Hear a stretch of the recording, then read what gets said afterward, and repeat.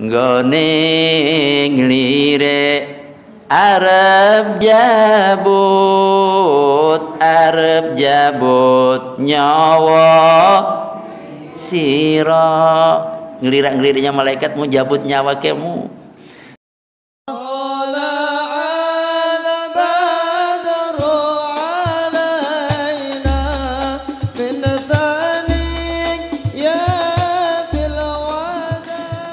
Assalamualaikum warahmatullahi wabarakatuh.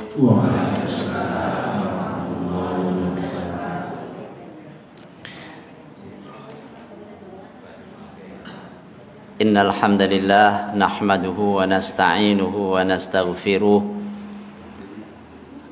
wa na'udzu billahi min shururi anfusina wa sayyiati a'malina. May yahdihillahu fala mudilla lahu wa may yudlil fala hadiya lahu. Asyhadu an la ilaha illallah wahdahu la syarika lahu wa asyhadu anna Muhammadan abduhu wa rasuluhu la nabiyya ba'dah. Allahumma salli wa sallim ala nabiyyina wa habibina Muhammad wa ala alihi wa ashabihi wa man sara ala nahjihi wattaba'a hudah. Allahumma alif ala al-khairi qulubana wa aslih dhata bainina wahdina subulas salam wa najjina minadh dhulumati ilan nur bi rahmatika ya arhamar rahimin. Amma ba'd. Para sesepuh yang saya muliakan, segenap pengurus DKM Masjid Husnul Iman yang saya hormati, para bapak, para ibu, saudara-saudara sekalian rahimakumullah. Segala puji bagi Allah atas segala karunia-Nya, beriringan dengan salawat dan salam atas baginda Nabi kita Muhammad sallallahu alaihi wasallam beserta keluarga dan para sahabatnya dan juga para pengikutnya sampai akhir zaman nanti, termasuk kita di dalamnya. Amin ya rabbal alamin. Tema kita pada kesempatan sore hari ini, sebagaimana yang telah diumumkan oleh pengurus, adalah tentang bahaya penyakit hati.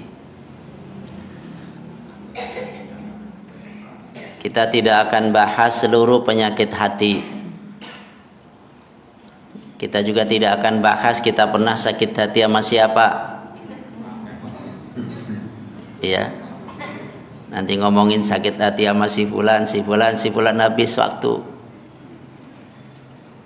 Yang kita bahas adalah tentang penyakit hati yang merusak kehidupan. Penyakit hati yang membahayakan keimanan. Penyakit hati yang membuat kehidupan seseorang tidak nyaman. Penyakit hati yang membuat orang tidak merasakan kebahagiaan dunia, apalagi di akhirat. Salah satu di antara penyakit hati itu adalah su'udzanni billah, buruk sangka kepada Allah. Di antara penyakit hati yang bisa merusak adalah su'udzan, buruk sangka kepada Allah. Lawan dari su'udzan adalah husnudzan, baik sangka kepada Allah. Seorang mukmin tidak bersangka-sangka kepada Allah kecuali sangkaan yang baik. Kalau orang menyangka hal-hal yang buruk terhadap Allah, itu berarti su'udzan terhadap Allah. Contoh, ngatasi saya ini kurang apa? Sholat 5 waktu kelar, tambah sunnah ba'diyah, qobliyah, maca Quran bendina, puasa yang wajib, yang sunnah. Kok kehidupan gini-gini aja? Itu si fulan yang gak pernah sholat, si fulan yang gak pernah puasa, si fulan yang gak pernah ibadah, malah dimuliakan sama Allah. saya dihinakan. Orang yang punya anggapan macam itu namanya buruk sangka kepada Allah. Saya sekolahnya lebih tinggi dari dia. Di sekolah juga dulu saya lebih pinter dari dia. Dia sukanya nyontek sama saya. Kok sekarang dia yang begini dan begitu? Diterima, dimuliakan, sementara saya tidak. Nggak adil ini Allah. Itu namanya buruk sangka sama Allah. Kalau meminjam istilah pakai Haji Zainuddin MZ, ini beliau buat tamsil semangka, ya, apa, pohonnya gede apa kecil, merambat, ya, tapi gede banget itu buahnya, ya. Dia sedang berada di bawah pohon gede tapi buahnya kecil-kecil. Apa kira-kira?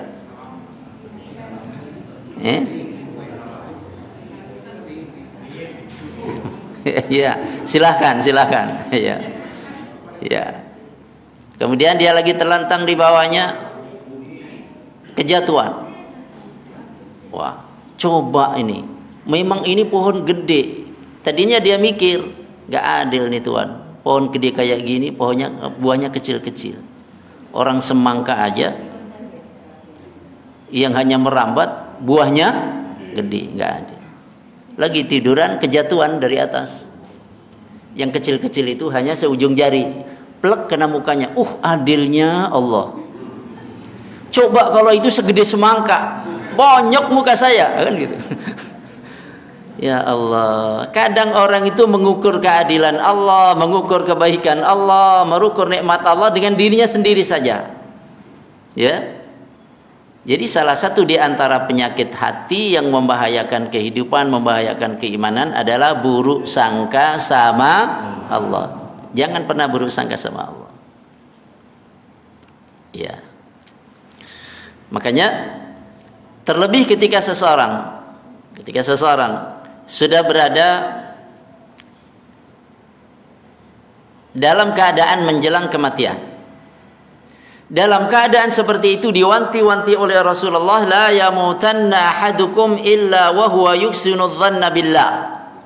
Jangan sekali-kali seseorang di antara kalian meninggal dunia kecuali dalam keadaan berbaik sangka kepada Allah. Ada seseorang sedang sakit dan sangat berat sakitnya, sudah mendekati ajal. Rasul tanya, kaifa tajidu nafsaka, bagaimana engkau mendapati dirimu? Ia mengatakan, akhafu dzunubi wa arju rahmata rabbi. Saya khawatir atas dosa-dosaku, tapi saya berharap rahmat kasih sayang Tuhanku. Rasulullah Shallallahu Alaihi Wasallam, tidaklah dua hal ini berkumpul pada diri seseorang dalam keadaan seperti sekarang ini, illa dakhalal jannah, kecuali dia masuk surga. Orang khawatir terhadap dosa-dosanya, iya, tapi dia tetap punya harapan kasih sayang Allah, luasnya rahmat Allah Subhanahu wa taala. Jadi buruk sangka pada Allah itu penyakit hati. Jangankan buruk sangka sama Allah, buruk sangka sama orang lain, sesama orang-orang beriman saja dilarang, kan? Ya ayyuhalladzina amanu jtanibu katsiran minadh-dhann inna ba'dadh-dhanni itsm. Hai orang-orang beriman, jauhilah banyak dari prasangka, karena sebagian dari prasangka itu dosa, yaitu suudzon. Sebagian dari prasangka itu dosa.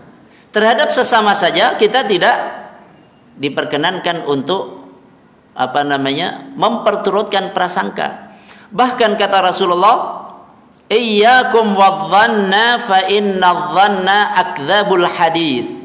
Jauhilah oleh kalian prasangka, karena prasangka itu adalah cerita yang paling dusta. Cerita yang paling dusta. Jadi kalau kita punya sangkaan-sangkaan, jangan-jangan dia sangkaan-sangkaan yang buruk terhadap orang-orang yang jelas Secara zahir, secara ini kita interaksi orang baik-baik, tapi kita sangka yang buruk. Kata Rasulullah, fa inna dhanna akdzabul hadits, sangkaan macam itu adalah berita atau cerita yang paling bohong, paling hoax. Jadi mendengarkan cerita-cerita hati yang macam-macam sangkaan-sangkaan itu hoax. Jadi jangan hanya persoalan hoax saja yang ada di media massa, tapi juga hoax dari sangkaan-sangkaan kita sendiri.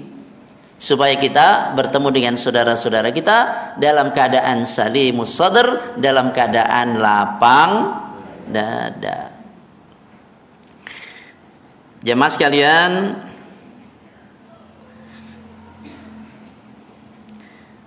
amma su'udzanni billah, ini menjelaskan tentang su'udzon kepada Allah. Fayuqsadu bihi ayyadhunnal abdu billah bi annahu la yansuru dinahu. Yang dimaksud adalah seperti seseorang menyangka bahwa Allah tidak menolong agamanya. Kalau orang menyangka bahwa Allah tidak akan menolong agamanya, Allah tidak akan menolong Islam, orang itu telah bersuudzon kepada Allah. Wala yu'li kalimatahu, siapa yang menyangka bahwa Allah tidak meninggikan kalimatnya, maka dia telah bersuudzon kepada Allah. Wa anna Allah laisa bihasbil 'abdi fi jami'i umurihi wa annahu la yaghfiru lahu. Ini lanjutannya. Orang yang menyangka bahwa Allah tidak akan memberikan ampunan kepadanya, itu suudzon sama Allah. Apalagi sampai dia bersumpah, wallahi la yaghfirullahu li fulan, demi Allah si fulan gak bakalan diampuni Allah. Emang yang bagi ampunan siapa? Pakai sumpah lagi, ya, pakai sumpah bahwa Allah gak bakalan mengampuni si anu, gak bakalan mengampuni si fulana, ya. Maka dalam hadis qudsi disebutkan, man ta'alla alayya alla aghfira li fulan, siapa yang bersumpah atas nama saya bahwa saya tidak mengampuni si fulan, qad ghafartu lahu wa ahbattu amalak, aku telah berikan ampunan kepadanya dan aku hapuskan amalmu. Orang yang mengatakan itu karena kesombongannya dihapuskan amalnya oleh Allah Subhanahu wa taala. Gitu. Jadi siapa yang menyangka bahwa Allah tidak akan mengampuni hambanya, maka yang demikian itu suudzon pada Allah. Orang sudah berbuat dosa, kemudian ia enggan bertobat. Udah, saya udah kadung dah, dosanya udah susah, nggak bakalan diampuni oleh Allah. Udah kadung, biarin dah ini jalan saya, nggak bakalan Allah ngampuni saya. Orang yang berkata seperti ini namanya suudzon, buruk sangka kepada Allah. Padahal sebanyak apapun dosa seseorang, kalau ia datang kepada Allah Subhanahu wa taala dalam keadaan tauhid, dalam keadaan tidak menyekutukan sesuatu apapun dengannya, Allah kalau menghendaki maka Allah memberikan ampunan kepadanya.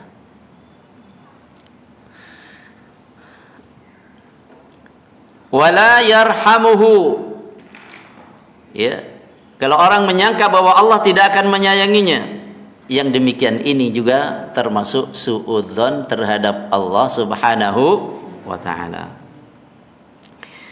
Wa su'udzanni billahi min kabairidz dzunubi, buruk sangka kepada Allah itu termasuk jajaran dosa-dosa besar. Nih, wa huwa majlabatun li ghadabillahi wa la'natih, dan ia mendatangkan murka dan laknat dari Allah. Na'udzubillah min dzalik. Maka jangan suudzon sama Allah, melainkan lawannya kita berbaik sangka kepada Allah. Apa itu baik sangka kepada Allah? Lawan dari buruk sangka. Wa huwa quwwatul yaqin. Keyakinan yang kokoh, keyakinan yang kuat. Bima wa'adallahu ta'ala ibadahu. Terhadap apa yang dijanjikan oleh Allah kepada hamba-hambanya. Dalam Al-Quran kita banyak jumpai ayat-ayat siapa berbuat ini maka, siapa yang melakukan ini maka balasannya ini, kan gitu? Faman ya'mal mithqala dzarratin khairan yara wa man ya'mal mithqala dzarratin syarran yara. Ini janji Allah, dan janji Allah pasti dipenuhi. In ahsantum ahsantum li anfusikum wa in asatum falaha. Kalian berbuat baik, maka berarti kalian telah berbuat baik pada diri kalian. Kalian berbuat dulu, berarti keburukan itu kembali kepada diri kalian sendiri. Jadi kekuatan dalam keyakinan bahwa apa yang dijanjikan Allah Subhanahu wa taala terhadap hamba-hambanya pasti dipenuhi.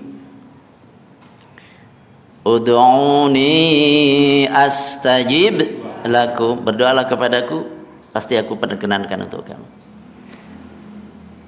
Wa idza sa'alaka 'ibadi 'anni fa inni qarib ujibu da'watad da'i idza da'an.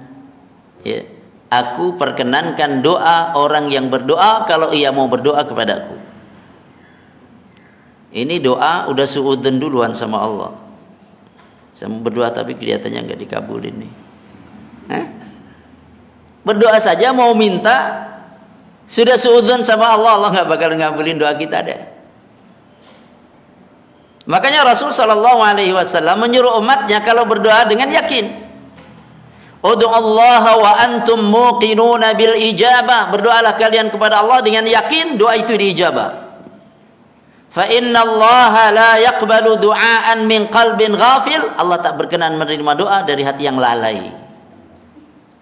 Jadi jangan suudzon kepada Allah tentang nasib dari doa-doa kita. Doa-doa kita itu ada tempatnya. Doa-doa kita itu diperkenankan Allah. Doa-doa kita itu bagian dari amal soleh. Inna du'a huwal ibadah. Sesungguhnya doa itu adalah ibadah. Makin banyak berdoa berarti makin banyak ibadah kita kepada Allah. Jadi nggak ada doa yang sia-sia. Kita berdoa kepada Allah itu saja berarti pertanda bahwa kita mengakui diri kita ini lemah, membutuhkan pertolongan Allah Subhanahu wa taala. Dan hakikat penghambaan, hakikat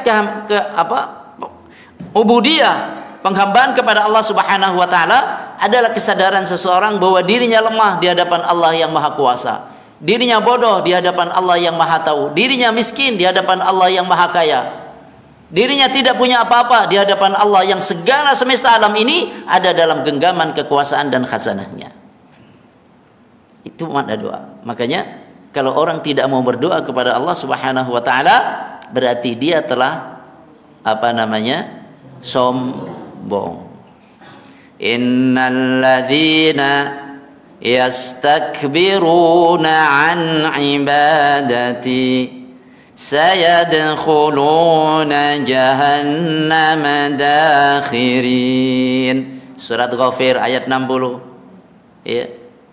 Awalnya yang tadi, ud'uni astajib wa qala rabbukum ud'uni astajib lakum. Tuhanmu telah berfirman, berdoalah kepadaku, aku perkenankan untukmu. Sesungguhnya orang-orang yang sombong tidak mau beribadah kepadaku. Maksudnya secara lebih khusus tidak mau berdoa kepadaku. Jadi orang yang tidak mau meminta kepada Allah, tidak mau berdoa kepadanya, sayadkhuluna jahannam, akan masuk neraka jahannam dakhirin, dalam keadaan hina. Ada sekitar dua pekan yang lalu ketika kita bincang-bincang tentang doa, pentingnya doa habis sholat, keutamaan doa habis sholat, kita minta sama Allah ini dan itu. Ada salah seorang di antara jamaah yang kemudian menghampiri saya secara pribadi, nangis. Astagfirullah, astagfirullah, astagfirullah. Kenapa? Saya sombong selama ini, Ustaz. Saya sombong selama ini. Kenapa? Saya nggak mau berdoa sama Allah. Merasa diri ini nggak pantas berdoa kepada Allah. Ternyata itu adalah kesombongan. Astagfirullah. Makanya agama ini bukan otak-atik matuk. Ingatasi wong isih kotor njaluk maring Gusti Allah doa ora pantes. Ora usah berdoa lah. Minta didoakan orang saja, dirinya nggak mau berdoa. Mintanya dikabulkan, tapi memperbaiki dirinya nggak mau. Jadi justru karena diri kita ini kotor, minta ampun sama Allah. Ini logika kadang kelabik-kelabik kan kacau. Logikanya kenapa? Kebalik-balik apa kelabik-kelabik? Iya. Justru karena kita banyak dosa, kita doa kepada Allah, minta ampun. Ya macam orang mau berangkat haji lah. Kang, kenapa nggak mangkat kaji? Duit mau akeh kayak kue kan. Kaji plus ya bisa, kaji khusus bisa. Sak rombongan sekampung sampeyan ya iso berangkat kaji kabeh ya iso. Waduh, saya belum pantas. Nyong takut. Takut apa? Dosaku akeh. Mengko nang kono kepriwe aku wah. Katanya orang kalau haji itu kalau dulu perilakunya di Indonesia selama di rumah itu begini-begini, nanti akan mengalami begini dan begitu segala macam. Makanya saya masih banyak dosa, saya tahu diri lah, saya takut. Ada yang punya pikiran kayak gitu? Itu namanya suudzon sama Gusti Allah. Buruk sangka sama Allah itu. Itu buruk sangka sama Allah. Harus dibersihkan itu. Ibu mau nanya, kalau saya ke rumah ibu, kira-kira assalamualaikum dijawab enggak? Gimana jawabnya? Ada warahmatullahi wabarakatuh. Lebih bagus jawabannya, ya kan? Saya ngucapin assalamualaikum, tadi ada yang jawab waalaikumsalam warahmatullahi. Kira-kira kalau saya mau masuk rumah, rumahnya udah rapi segala macam, boleh nggak? Ada bapaknya, ada pas lagi ngumpul. Kira-kira seneng nggak kedatangan tamu? Alhamdulillah. Kira-kira kalau ada air dikasih air nggak? Air. Kalau kira-kira ada buah atau anggur atau apa, kebetulan baru metik dari pohon, yang metik si jual, yang penjualnya, kita mau belinya di pasar. Dikasih nggak barang satu gitu? Kasih. Kita saja kalau kedatangan tamu, kita hormati, gitu. Orang datang kepada kita, bahkan kalau kita tidak bisa menghormati, rasanya merasa bersalah, merasa nggak enak, merasa jangan, ya Allah, ini teman kita jauh, datang dari jauh-jauh, kita nggak bisa menghormati, ada rasa bersalah. Iya. Apalagi ini yang kedatangan tamu adalah Gusti Allah. Allah lebih tahu bagaimana cara memuliakan tamunya, nggak usah khawatir. Maka yang terpenting adalah ya Allah, kami mau datang bertamu kepadamu ya Allah, menjadi duyufar rahman, tamu-tamu Allah yang maha pengasih. Ya, labbaik Allahumma labbaik. Pasti dimuliakan oleh Allah Subhanahu wa ta'ala. Rombongan yang berangkat haji, berangkat umroh, itu kesannya juga begitu. Luar biasa Allah memuliakan kita. Luar biasa pemerintah ini juga perhatiannya. Ini bagian dari cara Allah memuliakan kita. Masya Allah. Ingat kita ini siapa sih diperlakukan macam ini? Itu banyak yang kesannya macam itu. Itu namanya husnudzon, baik sangka kepada Allah. Itu lagi melontar jumroh, istrinya jatuh. Ini di depannya di melontar jumroh, istrinya jatuh. Di belakang ini banyak orang. Allahumma help me, help me, help me. Jadi pakai bahasa Inggris. Maksudnya ya minta tolong sama yang lain, tolong saya dibantu, tolong dibantu, bantu. Spontan kemudian saya lihat di depan mata saya, kemudian begini. Yang tadinya sudah mau begini, jangan. Begini semuanya tertahan. Masya Allah. Allah mengabulkan doa hambanya. Jadi berbaik sangka kepada Allah itu bagian dari ibadah kita. Buruk sangka kepada Allah itu penyakit hati yang merusak iman. Jadi wa man dhanna intisara al-batili 'ala al-haqqi intisaran daiman wa fi kullil awqat faqad asa'a adh-dhanna billah.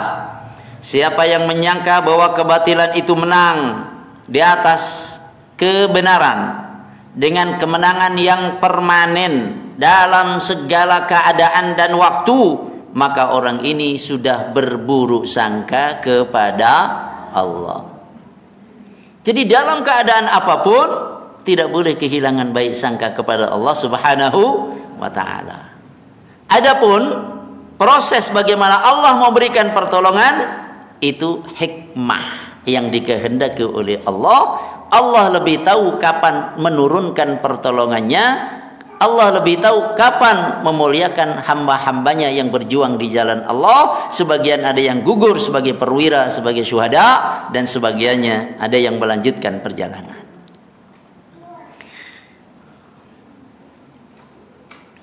Ibnul Qayyim dalam kitabnya Zadul Ma'ad fi Hadyi Khairil Ibad, ada 4 jilid, namanya kitab Zadul Ma'ad. Zadul Ma'ad itu bekal ke tempat kembali. Tempat kembali. Fi Hadyi Khairil Ibad, yang berbicara tentang petunjuk sebaik-baik hamba. Petunjuk Nabi dalam berbagai keadaan. Petunjuk Nabi dalam sholat, petunjuk Nabi dalam zakat, petunjuk Nabi dalam bangun tidur, petunjuk Nabi dalam mengisi kehidupan sehari-hari, petunjuk Nabi dalam berbagai keadaan. Makanya sampai 4 jilid. Ya. Ibnul Qayyim rahimahullah di dalam kitab tersebut menjelaskan tentang banyak sisi, banyak hal-hal yang termasuk buruk sangka kepada Allah.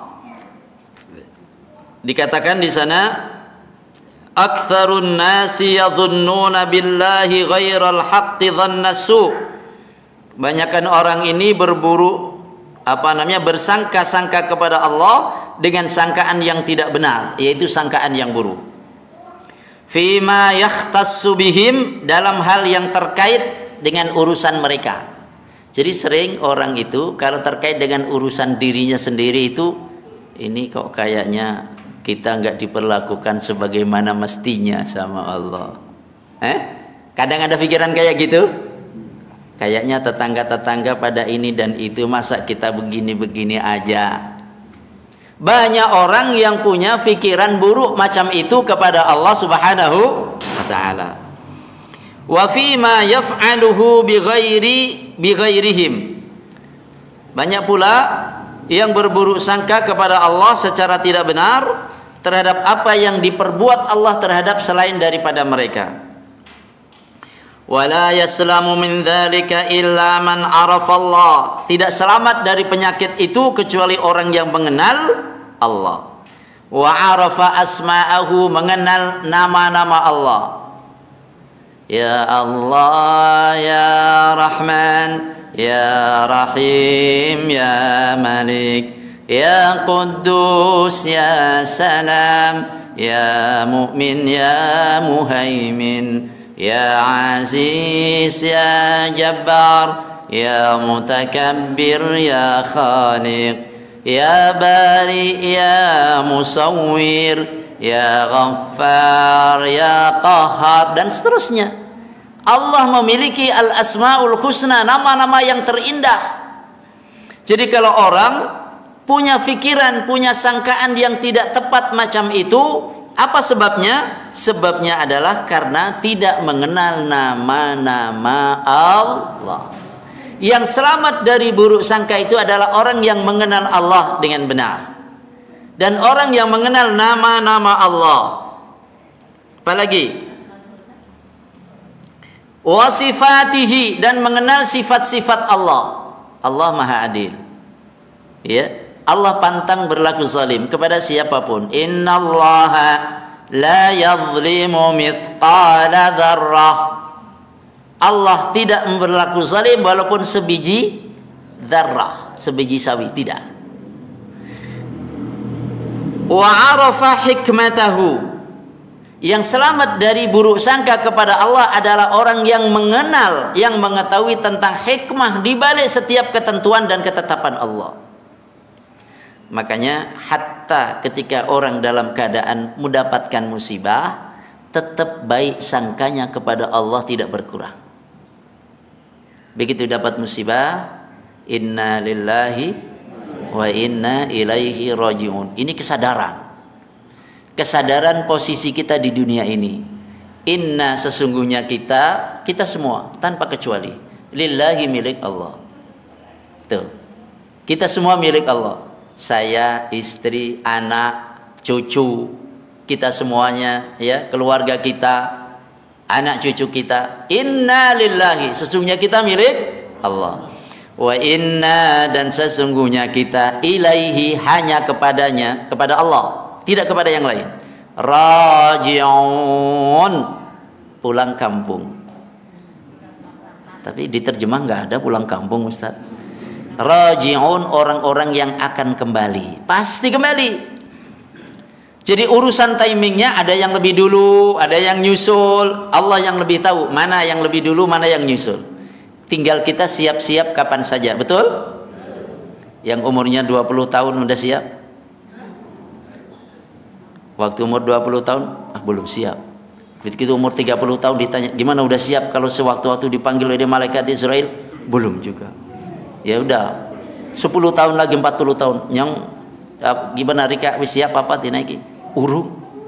Sampai umur 50 tahun ditanya lagi, kira-kira udah siap kalau di malaikat Israel? Urung. Sampai pensiun umur 60, gimana sudah ini? Belum juga. Umur jadi 70 lah, siapnya kapan? Padahal yang namanya kematian itu nggak nunggu kita siap, betul nggak? Siap atau nggak siap, siap-siap atau nggak siap-siap. Kalau sudah datang kematian, ya datang saja, iya kan? Iya. Aja sira banget bunga, gonmu bunga, ana ing alam dunya, malaikat juru nglirik maring sira.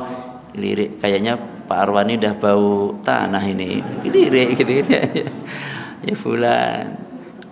Nggone nglirik arep jabut nyawa sira. Ngelirik-ngeliriknya malaikat, mau jabut nyawa kemu. Gone jabut angenteni